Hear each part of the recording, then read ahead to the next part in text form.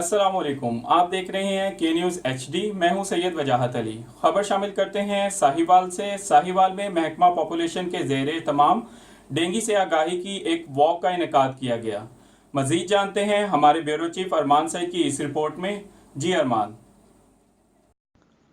जी बिल्कुल। साहिवाल महकमा पॉपुलेशन की ज़िलाई डेमोग्राफर ऑफिसर चौधरी आसिम हिदायत ने कहा है, शहरियों में डेंगू आगाही और बचाव के लिए शऊर उजागर करने पर भरपूर तवज्जो दी जा रही है और शहरियों को चाहिए एहतियाती तदाबीर पर अमल करें और बुखार होने की सूरत पर फौरी तौर पर हस्पताल से रुजू करें। ये बात उन्होंने महकमा पॉपुलेशन के ज़ेरे तमाम डेंगू आगाही वॉक में शहरियों से खिताब करते हुए कही। इस मौका पर family health clinic incharge doctor Subuhi Shahwar, मार वसीम और MSU की इंचार्ज शबाना गुलाम रसूल भी मौजूद थीं। इनका मजीद कहना है, डेंगू से बचाव इसी सूरत मुमकिन है जब सब लोग इस पर अमल के काम करें। चाहे शहर हो या मोहल्ला, थोड़ी सी हिदायत पर अमल करके इससे बचा जा सकता है। हर शहरी की जिम्मेदारी है कि वो इस बीमारी की रोकथाम के लिए किरदार अदा करे।